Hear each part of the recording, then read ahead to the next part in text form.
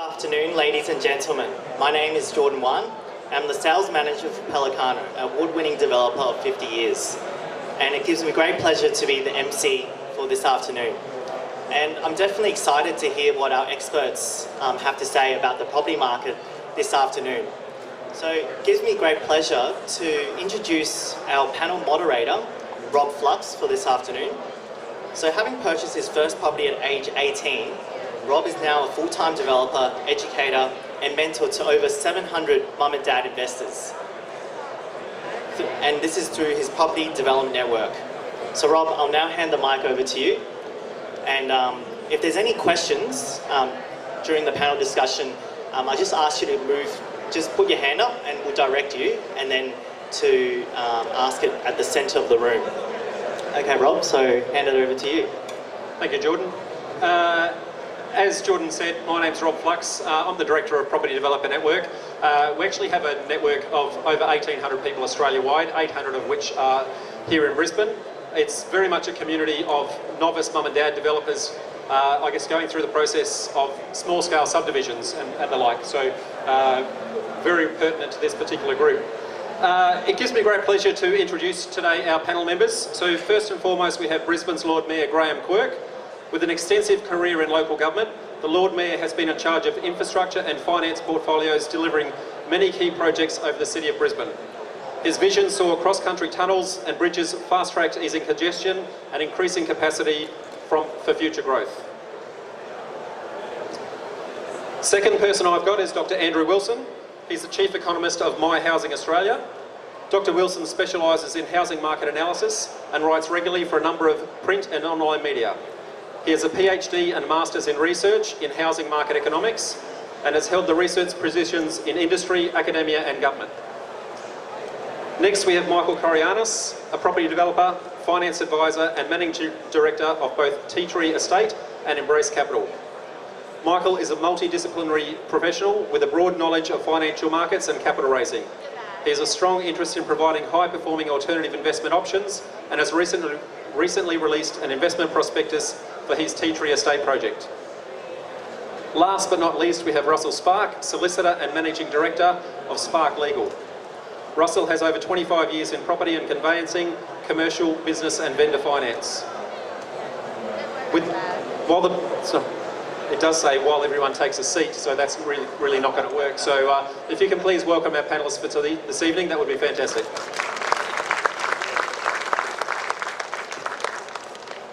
So my first question is to the Lord Mayor. In your opinion, why do you believe that Brisbane is an attractive place to invest? Well, Rob, I think we're on a very, very exciting pathway. The next 5 years are going to see a lot of change in our city. I mean, people say to me, well, gee, there's been enormous change in the last 10 years. We've seen so much that has happened in Brisbane, a maturing of the city, if you like, in that period.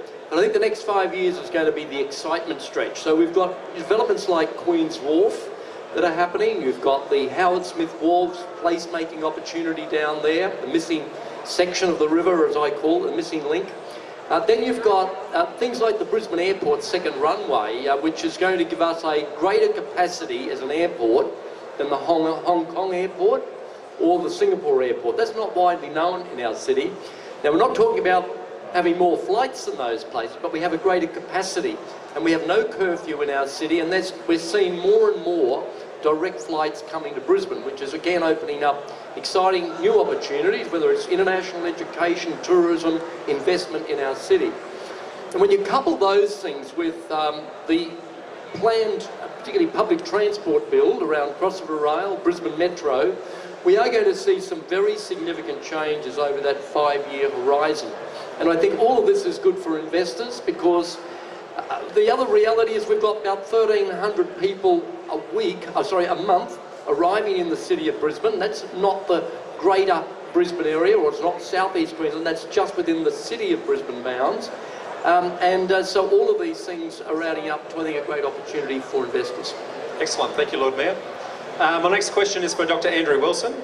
So, Andrew, with the current Royal Commission into banking, what do you think is going to be the impact on the market as a byproduct of the results of that? Well, look, I think firstly, it's had some exciting short-term headlines in terms of perhaps its implications, but I think the problem we're going to have from the Royal Commissioner's point of view is to come up with a result, because I don't think they're going to find anything that's really going to be relevant to particularly higher interest rates. I think it's good that perhaps we've had an initiative that's revealed just how, I guess, resilient and robust our banking sector and our financial sector is. Of course, there's always going to be incidents where perhaps the rules haven't been followed closely, but these are at the margin. And I think that it's, quite positive that nothing's been revealed in terms of an endemic or structural problem with our financial sector. So I think it's still going to be largely local factors, and local factors are certainly working in favour of the Brisbane market. As Graham mentioned, Brisbane's become flavour of the month again. South East Queensland's flavour of the month.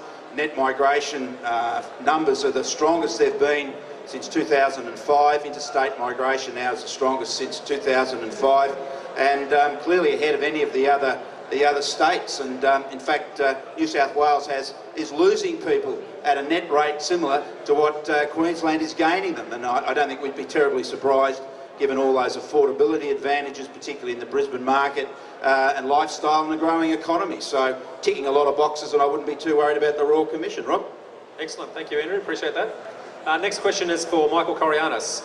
So Michael, what do investors need to be aware of in investing in the property markets right now? It's a good question, Rob. Thanks for asking. The main thing I think you always need to be aware of is the supply and demand dynamics that underpin any market. At the end of the day, for me personally, I think that is the core aspect that drives markets. If you have more people wanting to live in the same place, they will pay more for it, and it's the highest bidder wins. That's pretty much it in a nutshell. If you can immerse yourself in the data and the factors that affect that, like my other two esteemed panellists, they've referred to some of those aspects. For me, those pieces of data help you to understand what the underlying supply and demand dynamics are for any particular property, particular area, or particular region. And there's all kinds of sectors and subsectors within that. And that's really the challenge, is getting to understand the interplay of the factors that affect that very broad reference to a supply and demand dynamic. Very good, thank you, Michael. Next question is for Russell Sparke. Russell, given that the upcoming changes to the GST legislation, which are coming into effect on the 1st of July next week, what do you see are the impacts, I guess, on new purchases in the residential market, especially in the legal side of things? Yeah, sure. Thanks, Rob. Yeah, the property industry certainly is facing some challenges. I mean, we already have the additional foreign acquirer duty. We have capital gains withholding obligations on buyers. And now, as you said, we have the new GST withholding regime about to come into existence. So what that's going to mean for buyers and sellers is an increasing burden of compliance and uncertainty. So the new GST rules will make the buyers liable to collect the GST payable on new residential premises or for potential residential land. So buyers and sellers are going to have to be very careful to identify whether that is going to apply. So the buyers will have to remit the GST, and for the first time since GST was introduced, the GST payable on new residential premises and land will be identifiable. So that will be the first opportunity that people will be able to compare apples for apples in the market with the GST. There was also going to be strict compliance and also penalties on the buyers. So there seems to be an ever-increasing trend towards targeting buyers for compliance and collection of revenue from sellers and that sort of thing. So, yeah. Challenging times ahead, and I think the next 6 months will see that play out as to how successfully we're able to transition to that. So thank you very much for that. Lord Mayor, why are you building the Brisbane Metro, and what advantages will that provide to the City of Brisbane? Yeah, look, this is an interesting question, because traditionally and in any other part of Australia, projects like this would be handled by a state government. But because of our size, we're able to, as a local authority, undertake a project of this sort. No one else has a plan to do it, and we know it needs to be done, so we decided we would step up to the plate. It is a $944 million project. We've recently been given a guarantee of $300 million from the federal government. It's passed the Infrastructure Australia test as a priority project in the nation. And so what it is a 2 lines. It runs from the Royal Brisbane Women's Hospital at Hurston to the University of Queensland, and the other one goes from Roma Street to 8 Mile Plains to the High Technology Park out that way. So along the route, it will have a 3-minute frequency in the peak periods, 5 minutes off-peak, every 10 minutes at night. It'll run 24 hours a day on weekends, and it'll run around 19 to 20 hours from Sunday to Thursday night. So that's good from a public transport user's perspective, but it's also much more than that, because Metro is also about creating a high-frequency link to be able to form employment clusters. So we have emerging health and medical services. There's hospitals and medical research institutions along that corridor. There's a number of educational institutions and student accommodation on the corridor. So we've got the education link. There's knowledge-based industries, creative sectors, and importantly, advanced technology sectors as well. So it's about certainly high-frequency public transport, but also it's about those employment opportunities. But beyond that, it frees up a number of buses, and that means that we can increase and improve services across other parts of the city as well. Excellent. Exciting times ahead, and makes me wish I was living on the route. Dr. Wilson, next question for you. Are interest rates going to rise in the medium to short term? Look, there's absolutely no prospect of interest rates rising in the foreseeable future. In fact, I'm a little bit of an outlier on this. I think there's even a chance we might get a cut in interest rates, sooner rather than later. How's that for a shock? But look, our economy's doing okay generally, but a lot of it's being generated by a strong export performance. Consumption is still quite low. And the last thing, consumers would need would be higher interest rates. We did have higher interest rates impact our housing markets over the past year through the financial regulator. They've now stepped back and said that they're not going to be interfering, thankfully, in market dynamics going forward. We do have, unfortunately, the spectre of perhaps a trade war, a global trade war. Australia's a strong exporter. Again, we may need to have to ease monetary policy to keep our export industries competitive. So look, really the case for higher interest rates is as remote as it's been. Let's remember, we've had interest rates on hold now for nearly 2 years. That's a record period. And the last time we had an interest rate increase was over 7 years ago, and that's also a record period. And those that like to sort of get the attention of everybody with the scary old story that interest rates are going to rise soon, even they're backing off now and saying that at the very earliest interest rates would increase at the end of next year. So relax, get used to what's going to be a very long period, in my opinion, of low interest rate activity. And I think that's good news for the property market, because we can sort of get on with buying and selling without worrying about that age-old question, is it a good time to buy or sell? Okay, Rob? Excellent news. Glad to hear. Yeah, I can see you're relieved. Very good. So, Michael, next question for you. You're a large proponent of a thing called buffer investing and value capital. Can you tell me a little bit about what that means and what that might mean to any potential investors? Most of the time when you invest, your money's immediately exposed to market movements. If you invest in the share market and the share market goes down, you lose money straight away. We've got $2.6 trillion at the moment in superannuation in this country, and Dr. Wilson will probably back me up here. The majority of that is exposed to shares. The funny thing is, we've seen a 9-year bull run in markets. The US markets are way up on their highs. They're way above their historic moving averages, and that's likely to come down, in my opinion, and likely to come down in the short term. And that's probably the greatest challenge that we face to things like our property prices and just all manner of things financial, really. Now, I don't think it's going to be an Armageddon situation. I'm not a doomsayer, but I do believe that the pullback could easily be of the order of 20 to 25% or more. And there's a lot of really high-profile commentators. Some of the people I follow regularly are people like Roger Montgomery and Hamish McDouglas. Roger Montgomery from from Montgomery Investments and Hamish McDouglas from Magellan. And these guys have been calling this for quite some time. I think they're right. We obviously can't control when that will happen or if it will happen. It just seems that the only reason it won't happen is if history doesn't repeat itself this time. So if history repeats itself, it's near enough a certainty, in my opinion. One of the ways that you insulate yourself against that is by creating value.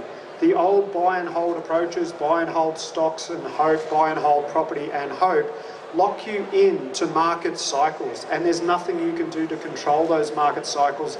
They're ruled by forces that are way outside your control. So my approach over several years, I used to be a financial advisor for a long time, and I was always challenged by this, that people would give me their money and I couldn't control in many respects how well that money did or didn't do. And one of the ways that I realised over my journey was that if you could control the value creation process, you created a buffer for people. And the buffer was that value. If you're taking, you're essentially manufacturing, you're taking a raw material and turning it into something more valuable. So if you engage yourself in that process, you've engineered value in. And if the market goes against you, you have a very significant buffer, depending on how much value you can create, that you have to go through before you hit a break-even position.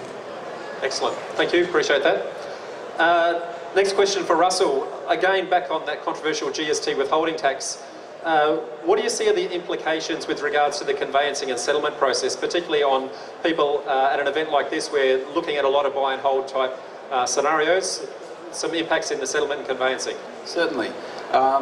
So from the service provider's point of view, there will be an ever-increasing amount of compliance. So from a seller's point of view, they're going to be required to identify the amount of GST that they're going to have to pay. So that's either going to be 1/11th, or if they're using the margin scheme, it's been set at 7%.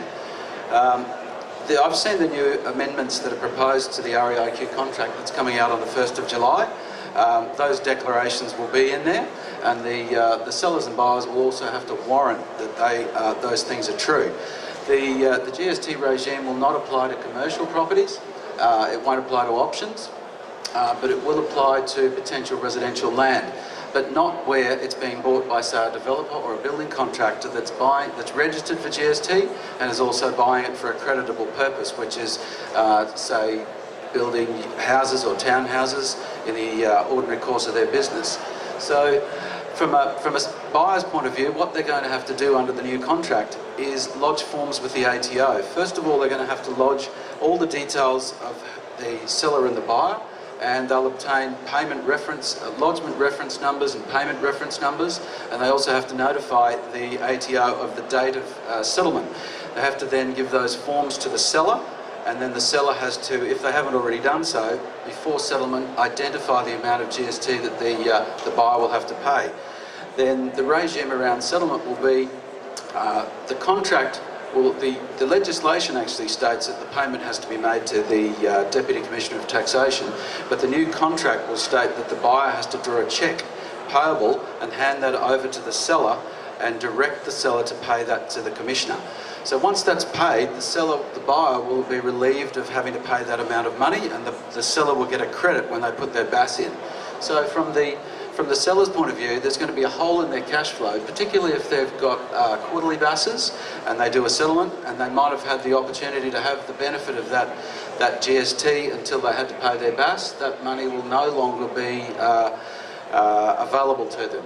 Most developers will probably be on monthly BASs, so they can claim back their input tax credits, but certainly there'll be a lot more compliance there. So from our point of view as lawyers and conveyancers, there will be a lot more work to do, a lot more liability, and there'll be a lot, the agents, the sellers and buyers will be relying upon the lawyers to get it right. So ultimately it will have to increase the cost of conveyancing because of the added amount of work. So yeah, I guess quite a convoluted process from all accounts of what I've heard, and quite expensive if you get repercussions if you get it wrong. So highly encourage that you put your homework in going through that new purchasing process. One of the traps will be instalment contracts, and the legislation actually states that the GST will be payable upon the first payment other than deposit. So if you've got a genuine deposit payable, and then I've thought of situations where developers actually get payments from buyers to do variation works or extras and things like that. So the first time that a payment other than the deposit is made, the obligation to pay the GST arises, and that might be well before settlement. Could be months, and the problem will be funding that or dealing with that situation. Yeah, especially if a bank is not willing to forward that cash unless and until such time as they actually have title, can be challenging. Yes. Lord Mayor, in your opinion, you're trying to position Brisbane as a leisure and lifestyle city. What are some of the initiatives that you've done within the City of Brisbane to actually engage that? Yeah, well look, I think that is the case. I mean, we've got this great natural advantage of climate here in Brisbane, and we are more and more about creating a leisure and lifestyle city. It's plays to our advantage, if you like. I mean, some of the things that we've got on the go at the moment is looking at the construction of a zip line at Mount Cootha. We've got a number of projects on the go there, for example. So South Bank is our biggest attractor. It's our biggest leisure area, if you like, in the city, but Mount Cootha is number 2. And we've done improvements to walking trails up there. We've just opened a new visitor information centre at the Botanic Gardens. We've got JC Slaughter Falls and Simpsons Falls, where we're undertaking $2 million upgrades to each of those. So the whole precinct up there will, on completion, see the establishment of a Cootha shuttle, which will link all the various attractions, the planetarium, which is your astronomical experience, through to the walking trails, the parklands, an Indigenous experience we will start up there. And then there's the river. So we are, I think, underutilising our river. We're a river city, and so what we're trying to do at the moment is establish a number of river activation hubs. And we're talking here about, for example, the potential to go from the centre of the city out to Moreton Bay or to Moreton Island, Stradbroke Island, and a number of those are in the pipeline. The first will be completed, which will be at New Farm, just near the powerhouse at New Farm Park. There's others at West End, at Dutton Park, and a couple around the South Bank area. So we would like the opportunity for people able to come in, moor their tinny or boat, whatever it might be, through to a craft of some sort and go to a restaurant, or alternatively again go out to the bay. But it can be canoes or anything. Can I just close on one point, Rob, on Absolutely. this one? Very recently there was a study out called Creating Great Australian Cities. It was undertaken by a group in London called the Business of Cities, of Professor Greg Clark. This was a study of around 350 cities across the globe, but in that, in the last 3 years, it's got Brisbane progressing from 56th place to 36th place on that list of cities. During that same period, Melbourne has improved 1 position, Sydney has remained static. Now I say that for no other reason than to suggest that leisure and lifestyle is a part of the component of these assessments. There's many others, there's innovation and a whole lot of other things, but it does show again that Brisbane is a city that is on the move, and another reason why investment here is a good opportunity. And another reason why we all like living here. So thank you, Lord Mayor. Absolutely. Dr. Wilson, Yes. controversial one. Yes. Is the Brisbane apartment market in actual recovery? Absolutely. Nothing controversial about that. That's, in fact, thankfully we're now hopefully coming to the end of what's been a pretty prolonged period of negativity about the nature of the Brisbane apartment market. It's really been a great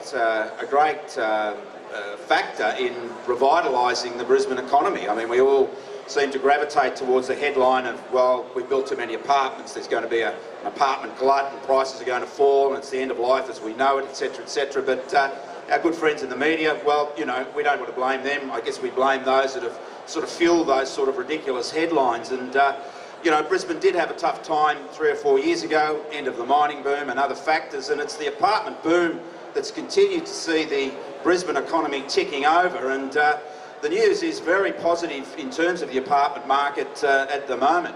The latest data from my group, My Housing Market, shows that Brisbane vacancy rates are now actually lower than Sydney's. Can you believe that? And the vacancy rate for Brisbane apartments has now fallen to that below houses. So it shows that that apartment market is certainly readjusting at a rapid rate of knots. And I think that when you look at, I ran the median price for a Brisbane City one-bedroom apartment yesterday, and the median asking price is just over $300,000, which is ridiculous, let me tell you. You don't get a car park in Sydney for that. And of course, you know, the gross yield on that apartment is around about 7%, which is again a ridiculous return given where returns are generally in Australia, not just property returns, but underlying yields.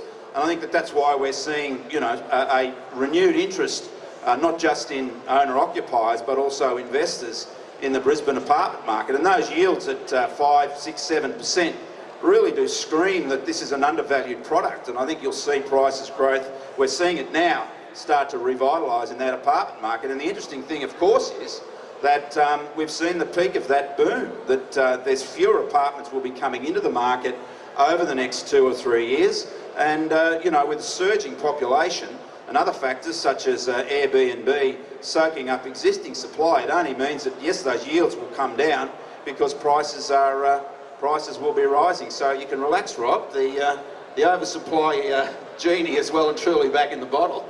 It makes me actually want to buy an apartment just for that car park that you mentioned before. So cheap car parks going, guys, and comes with a free apartment. Next question for Michael.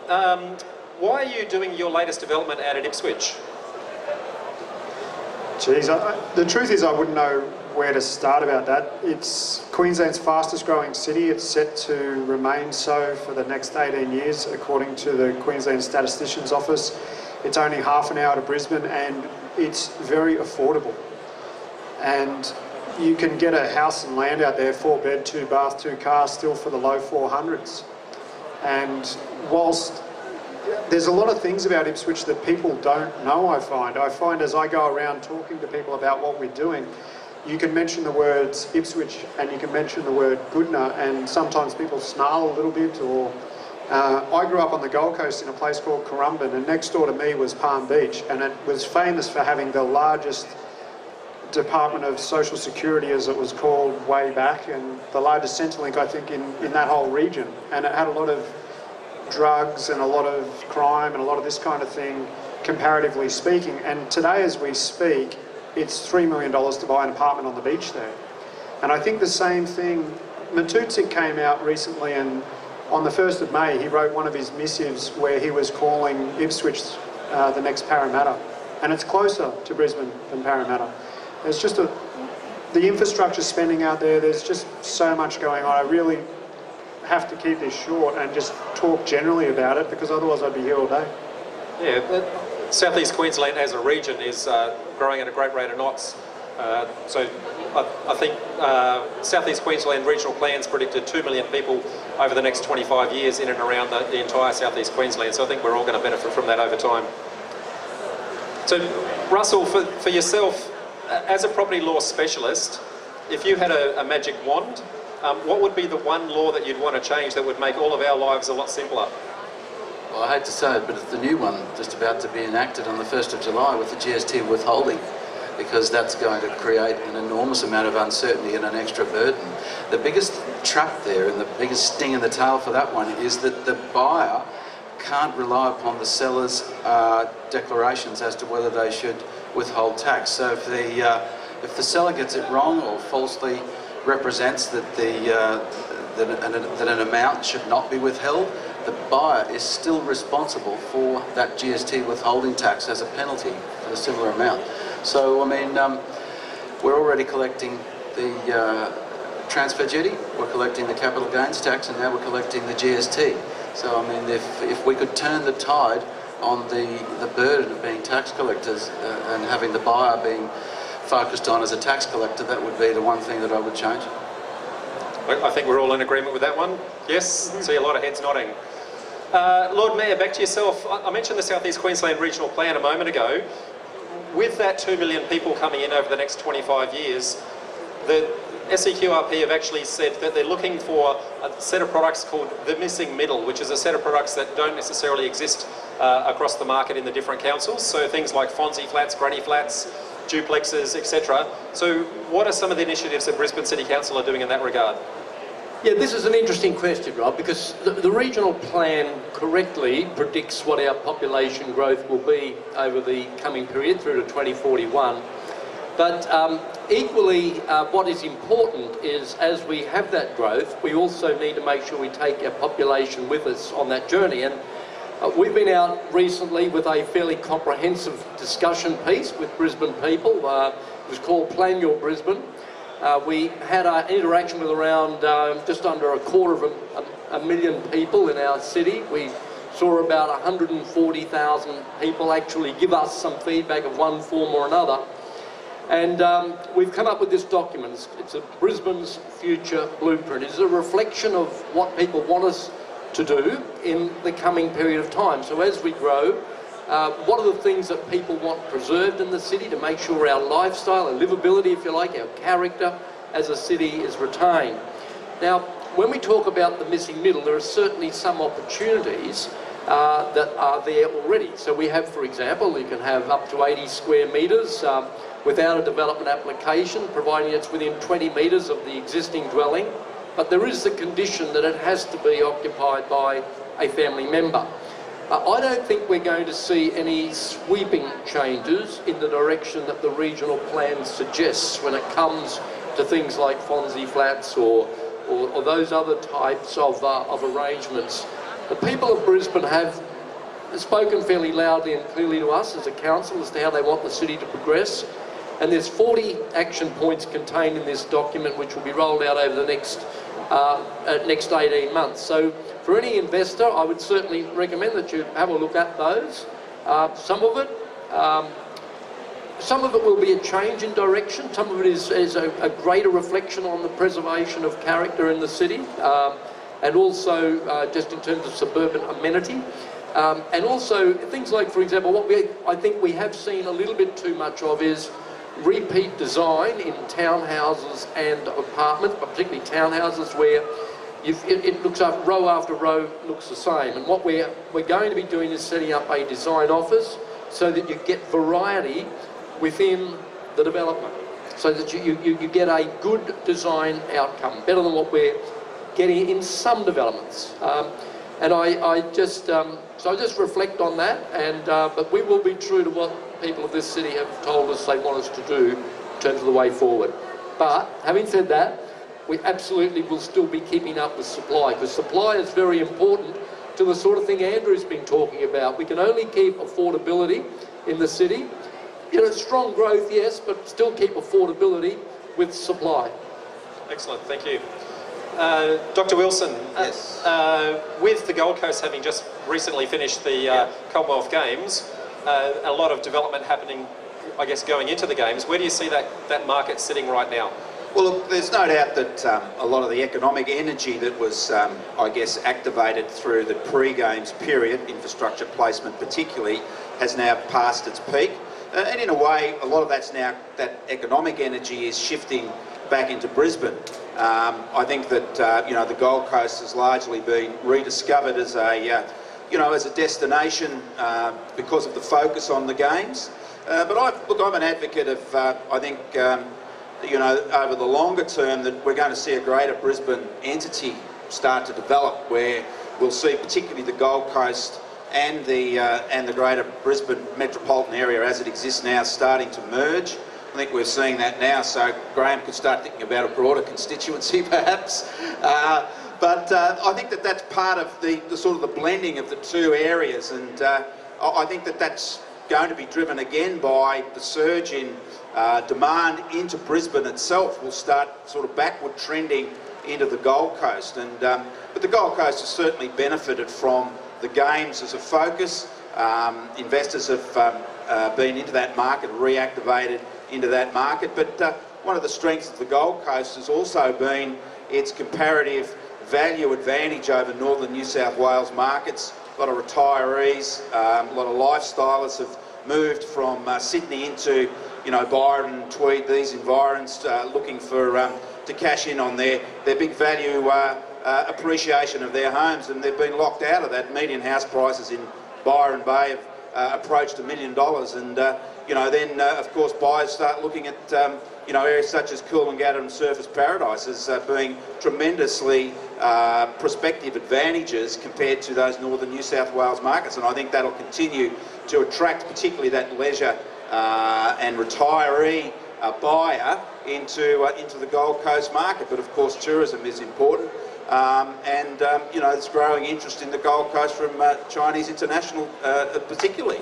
And that's reflected in the developments that are being generated there as well. So I think it's all part of the big picture that we're seeing this sort of energising of South East Queensland, or re-energising of South East Queensland. And we shouldn't be surprised really, because this is what we saw during the early 2000s and the mid-2000s when the southern capitals started to run out of steam. So, all positive, Rob, I believe, for the Gold Coast going forward, but for greater South East Queensland. Excellent, thank you, Andrew. Next question for Michael. As a former financial planner, what are some of the common mistakes that you see investors make, and what advice would you give them to try and avoid them?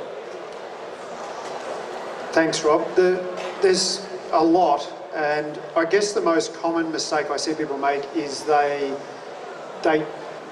because they're familiar with something, they see it to be low risk. Whereas the markets right now, after the last GFC, one of the biggest criticisms that was levelled at people in finance generally was that nobody told us, and how didn't these guys know, and how come the population didn't know? The fact is, right now there's quite a bit of information out there talking about the next turn of the tide, but it's not making its way into the public psyche, and people can't really control whether or not that happens. And I'm just not sure that the risk is actually being perceived, where you've had this... Roger Montgomery put it like this recently. He said if the average rate of return in the market is 9% per annum, and you've had, for example, financial year 2017, the return on the ASX was 18%, well, that means that next year it should be zero in order to have the average. And if you've had year after year after year where we've had returns above 9%, you've got this pent-up position where you're way above the historical average, and the only way back to the average, or only one of two things will happen next. Either the average gets redefined as something higher than it's ever been, or history does repeat itself and we come back to the average. And things don't tend to come back nicely and sit on the average, they tend to go below. And that's the situation where we're in at the moment. The bottom of the market was March 2009. It's done more or less nothing but this ever since. And people aren't aware of that. There's a lot of complacency, and this is actually one of the things that you see in the market before a turn. It's complacency among the general population of investors, and I personally think that that is a problem. I've been worried about this now. I have to be honest, I thought it was going to come last year, and I think I wasn't alone in that space. There was lots of people that saw it. Now, the Trump election probably did something for us in terms of that not happening. But at the end of the day, nobody controls whether or not it does happen. It may not happen. Certainly for me, I see a bunch of signs pointing in that direction, and I'd be interested to hear if Dr. Wilson has an opinion on all of this as well. But that's, for me right now, the main thing is watching out for that risk and just making sure that you're not complacent, and that you're actually asking the hard questions from particularly financial advisors. Because the one thing to know is financial advisors in the main have one product, and that is shares. One investment product, typically speaking. They're physically, most of them, not allowed to talk to you about property, and don't really deal with alternative investments that might sit outside the share market and give you an alternative to something that is locked into this kind of cyclical environment. Thank you, Michael. Andrew, did you want to retort to that? Well, look, I noticed that in regards to equities, that there's been a lot of hoo-ha this week that we're now higher than where we were 9 years ago. But every other stock market in the world is about 100% higher than where they were during the prior to the GFC. And I think, with all, and I'm not a financial advisor, everything's about balance, is it not? But, the fact is that we're still where we were roughly 9 years ago. And then you look at where house prices are, even those underperforming markets have certainly advanced. But I think that, in terms of the nature of the global economy going forward, we need to be wary. I think that there's a lot of commentators now saying that the global economy has peaked, and yet it really hasn't produced the prosperity that it was supposed to or should have during an upswing in the cycle, which apparently the last 3 or 4 years has been. And we're now starting to see the usual suspects being blamed, and that's trade.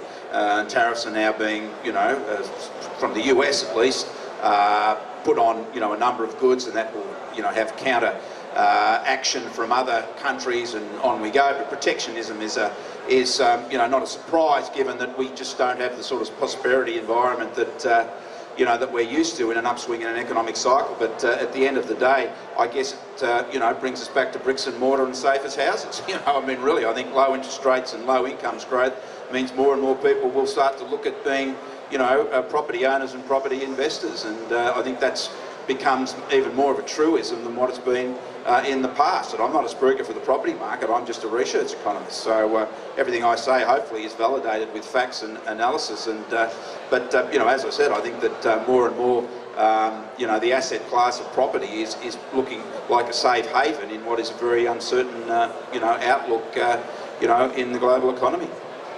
Don't be worried. Just as well we're all here at a property event, yes? Very What good. a coincidence. Russell, last question for yourself. I guess as a property lawyer who deals with both purchases in a buy and hold sense and also from a property development sense, what are some of the different mechanisms that people can use to control property rather than just a straight out purchase outright? Yeah, well, as you said, we start with the REIQ contract, which everybody knows, and then there is a few variations of that.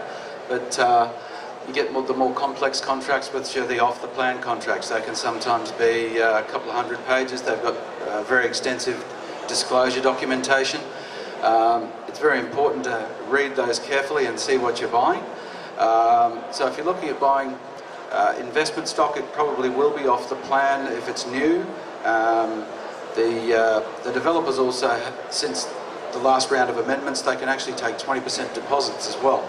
And they can take a lot longer to buy those, build those units, up to 5 years. So if you're looking at contracts, that's one way of purchasing property.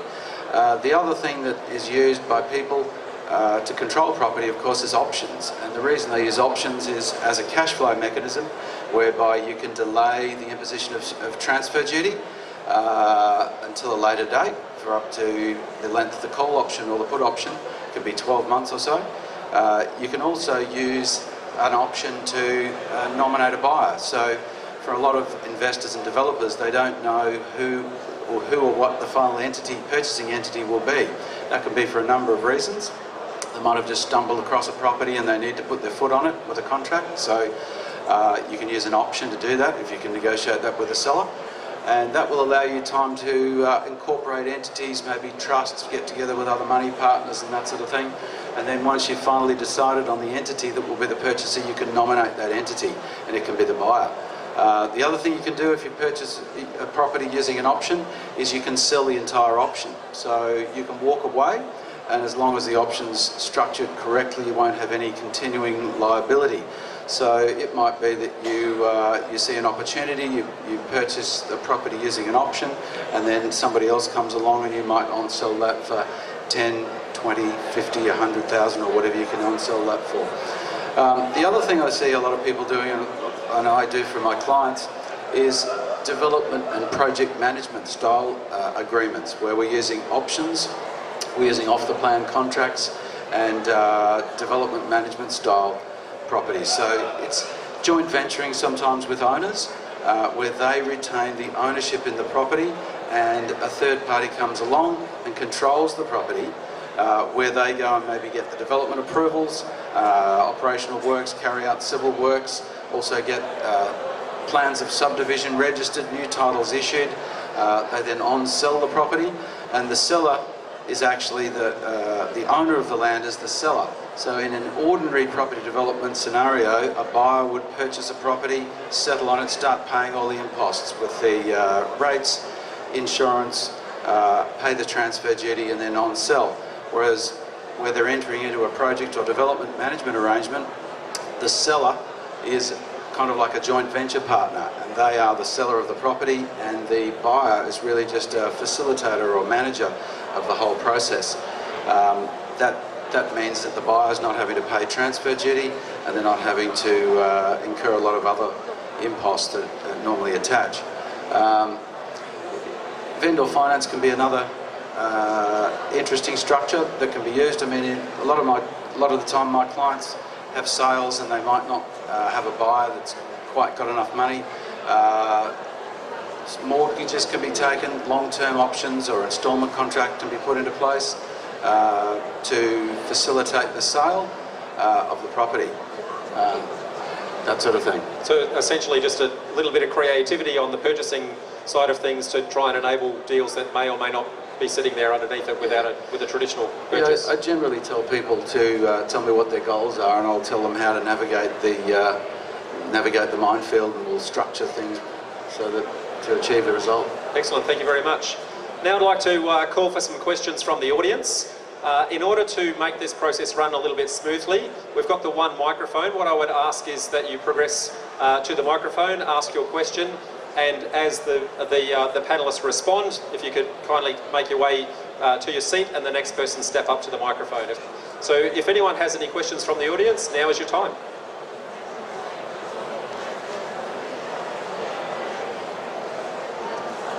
If you could just introduce your name and who the question is for, that'd be fantastic. My name's Dan Everett.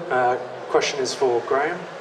Graham, with the new changes to the Plan Your Brisbane and how that's differing from the South East Queensland Regional Plan, my understanding of the South East Queensland Regional Plan is it was in good support of infill development, and Rob touched on that, maybe 5 to 10k ring of Brisbane, and supplying that new product with infill.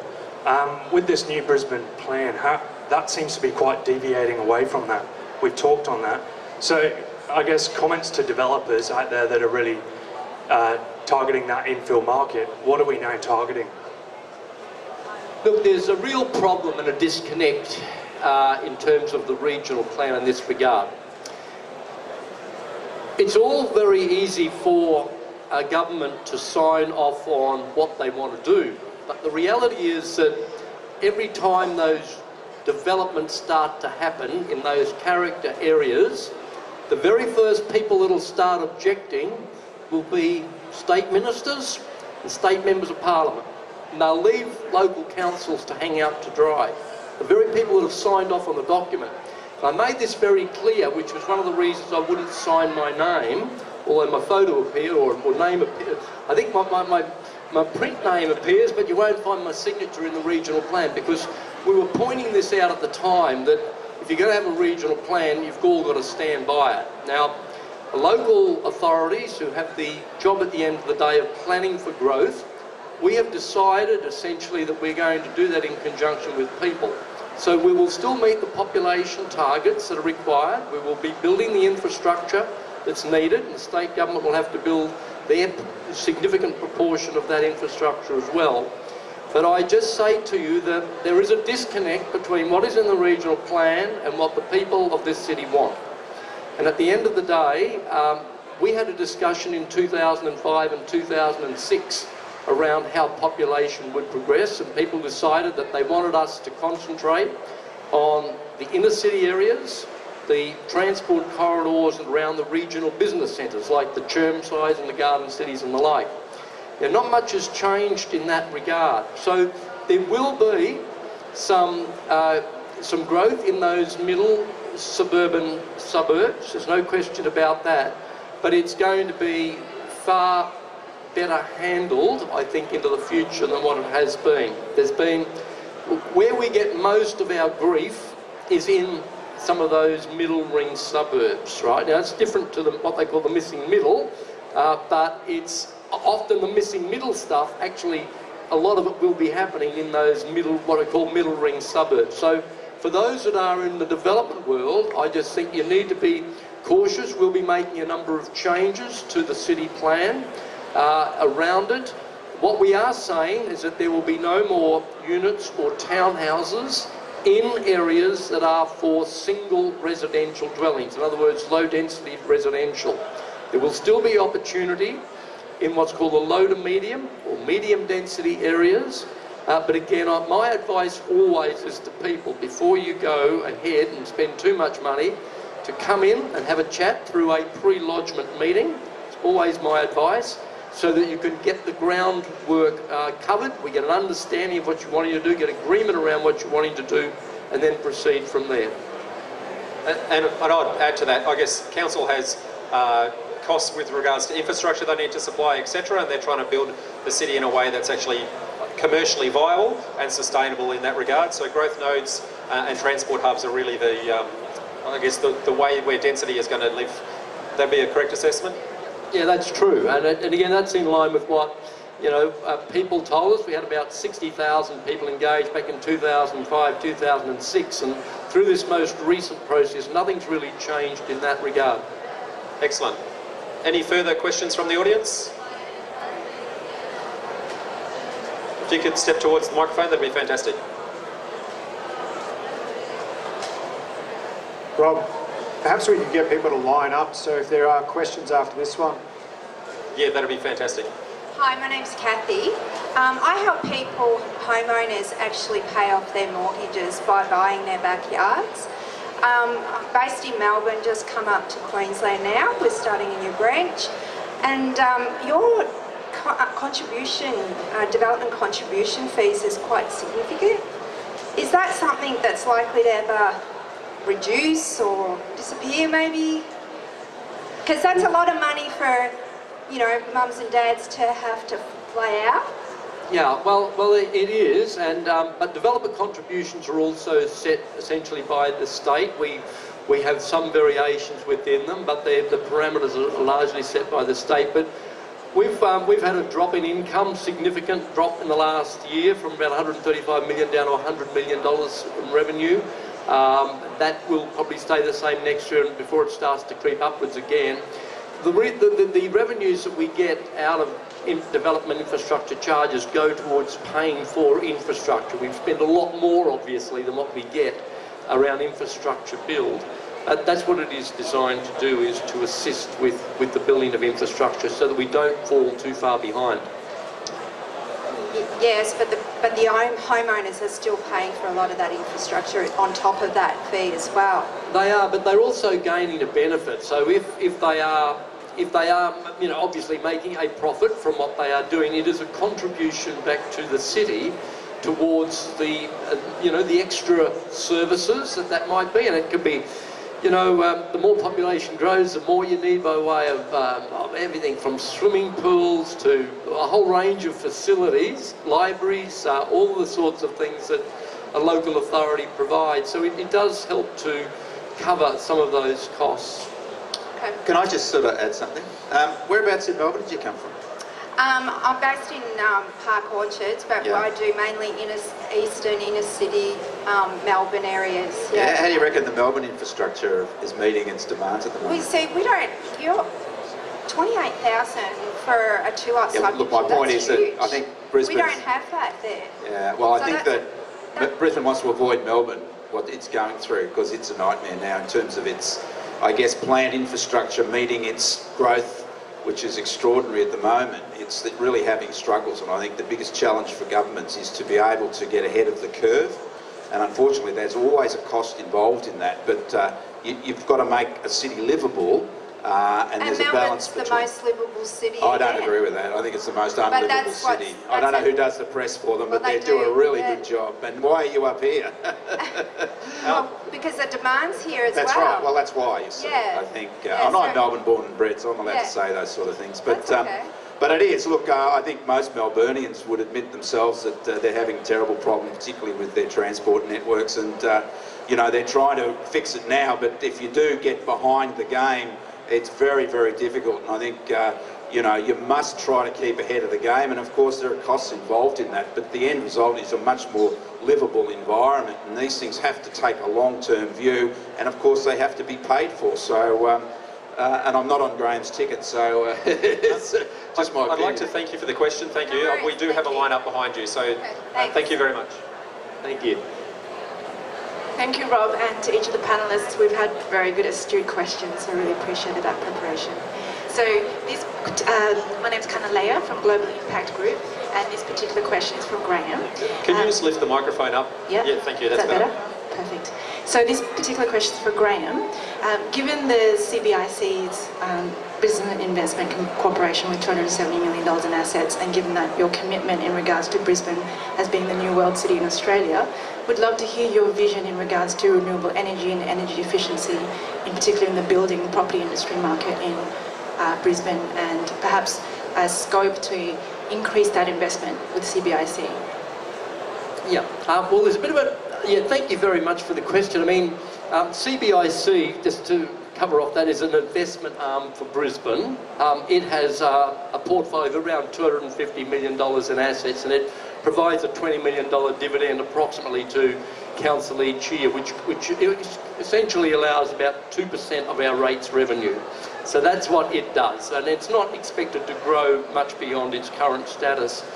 As far as the environment generally is concerned, we have a buildings that breathe design guideline, okay, which is about making sure that emissions from buildings are kept down as low as possible.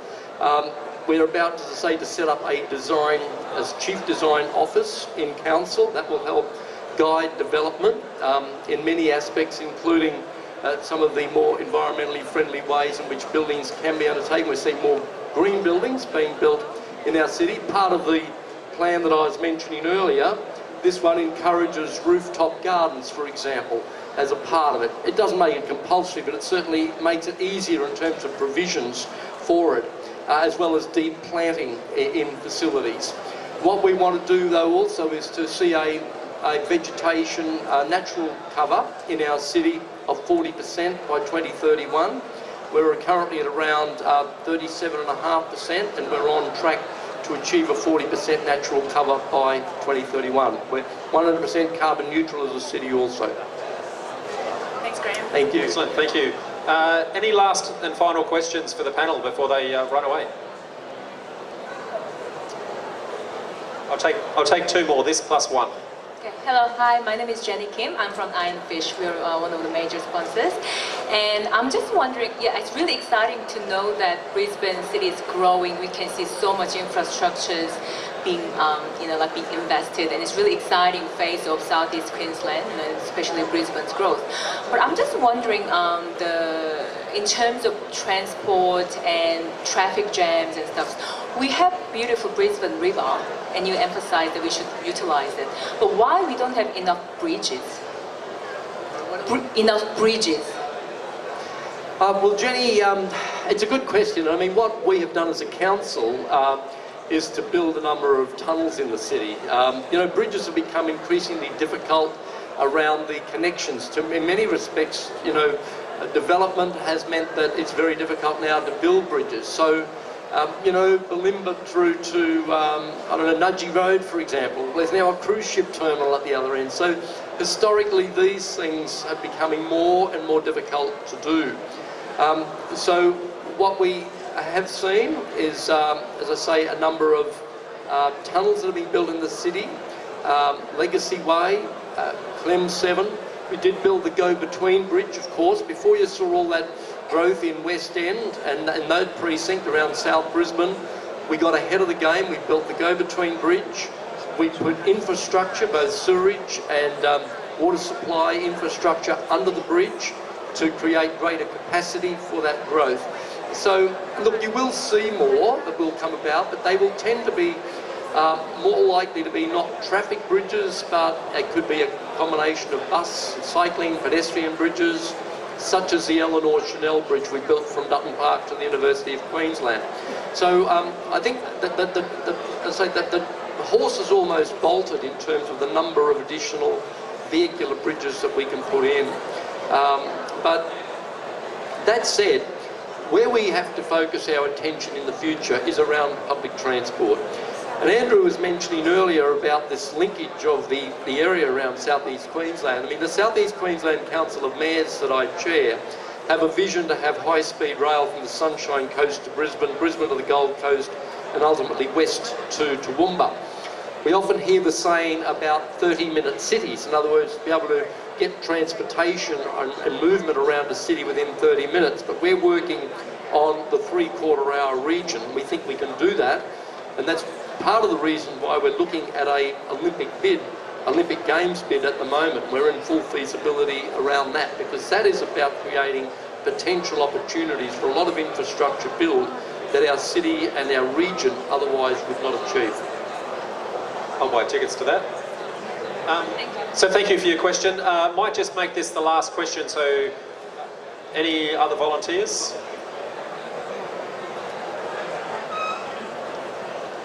Hi, thank you panel for giving us this chance. My question is for Michael, because you did mention about the cycle of the investment property value. I'm just wondering, I think until now we don't develop more apartments in the city, at least there's no more approval. So at this moment, do you think it's already hit the bottom of the value of apartment? Because for the past 2-3 years, it's booming, so many buyers come in, but it's hard to sell or to rent them. And now there's no more supply, and the more come up, finish, settled at this stage. How do you see this apartment cycle? What was your name? Betty. Hey, Betty.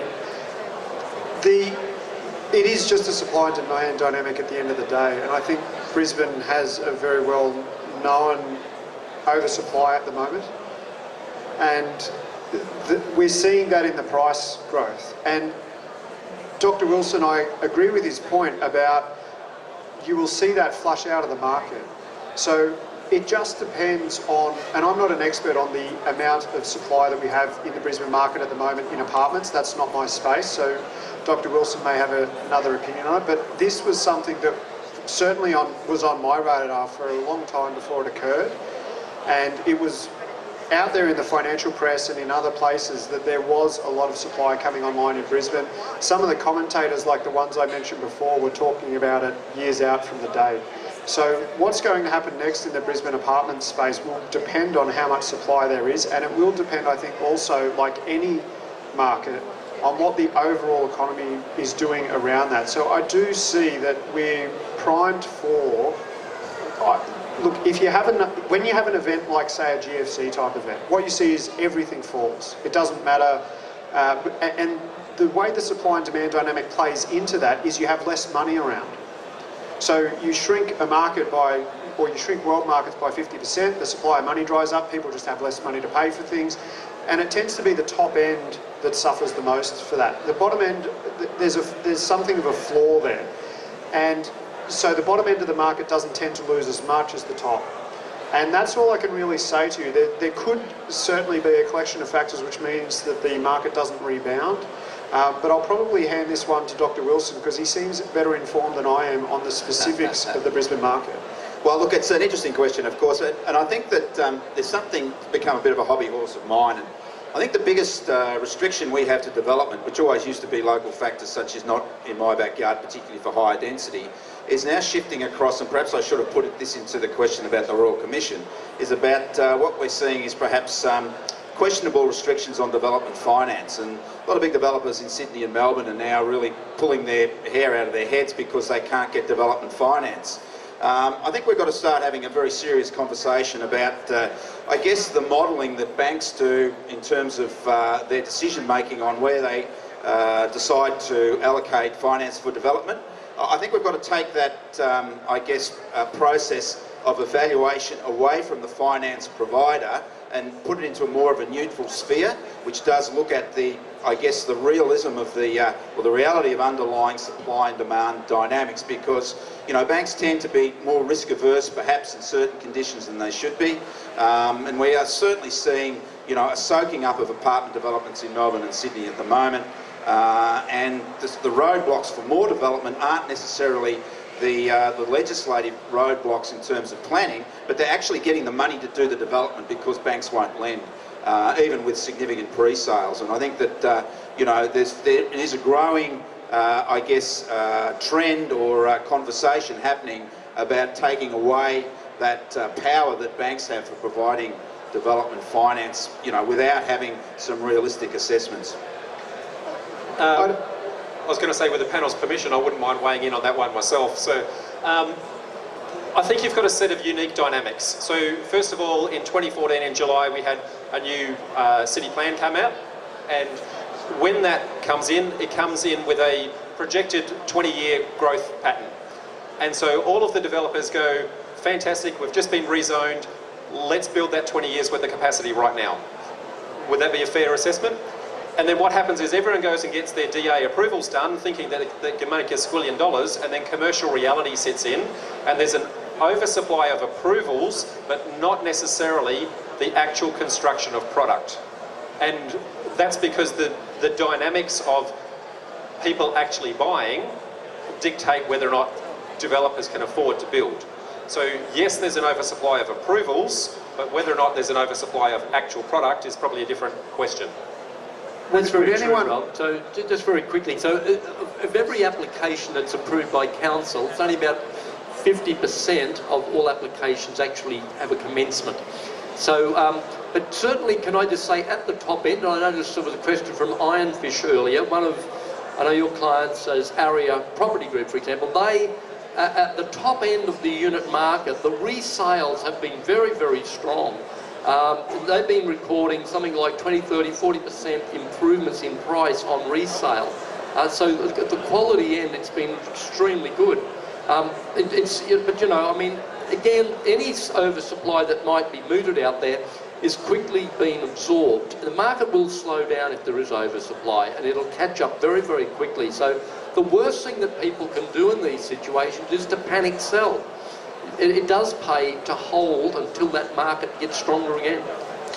Yeah, so that's basically my point. Is anyone at the moment suggesting that the apartment market in Brisbane doesn't have its issues? Yeah, I don't think it has an issue. I think it's great. I know. I think the only issue is fear, and it's just, look, as I said, well, could I put a bit more around that question? Sure, absolutely. I put my hand up. Yeah, no, I appreciate that, and I'm just interested. No, I did, and I'm interested in how you have that view, because I have clients right now who are trying to sell apartments that they bought a little while ago and taking a bath on them. Or maybe they're asking too much. No, they're selling it under what they bought them for. Well, that's their opinion, isn't it? I mean, the market no, rules. It's a fact. They're selling for less than what they paid for it. Well, we're talking about an aggregated market here, where we're talking about the total of the marketplace. So just to be clear, you don't think that there's anyone out there in Brisbane right now who's bought an apartment in recent times that's currently selling at significantly less? I never said that. Of course not. That's my question. No, I'm just saying there's no oversupply. I mean, supply, in a sense, the word oversupply in regard to apartment markets is a misnomer for a start, because you never have supply match demand in real terms. Because whenever you perceive demand... As moderator, can I interject this healthy debate? I'm going to propose that perhaps there's an alternative view where perhaps you're both right, and it's the kind of product. And maybe the kind of product which is investor stock may be struggling, the kind of product that is, I guess, owner-occupier might be doing well, and maybe there's a slight difference, and overall, how does that weigh out? It's probably a question for yourself. Yeah, but there are individual circumstances. We can't talk about a market as a whole and then describe individual buyers and sellers' circumstances, because we're not really coming to any sort of outcome. So it's the aggregated market that makes sense. I mean, market dynamics are a factor of all the build-up buying and selling decisions that are made at the ground level. Then we come to a top-end view. I mean, that's the nature of the housing market, and that's why, in a sense, there is no Brisbane apartment market. It's all about all those individual little buying and selling market decisions that are made. But there's no doubt that if we look at the measures that we can use as a total, that those are all now looking for demand catching up with supply. But you never have demand and supply matching in real time. If that happened, you know what, we'd all be developers, because there'd be no risk. I mean, developers, it's about risk and return. Developers have to pitch their product to a forward position of demand. They take the risk, they make the money. Some of them make money, some of them don't. It depends on the cycle, it depends on their own abilities.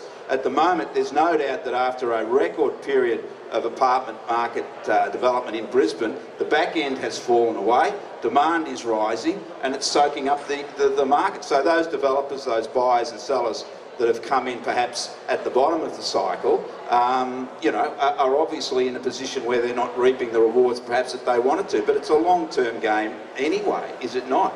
I mean, as I said, the median house unit price in Brisbane at the moment is just under $300,000. I would be flabbergasted in a year's time if you could get a one-bedroom apartment in Brisbane, new, for $300,000. So maybe it's a good time to buy. Well, there's two sides. Maybe they should be buying and not selling. Unfortunately, gentlemen, we are actually out of time, and clearly that was a fantastic question, so thank you very much for that. For the audience, I'd like you to thank our full panel. So the Brisbane Lord Mayor, Dr. Andrew Wilson, Michael Korogiannis and Russell Sparke. So thank you very much.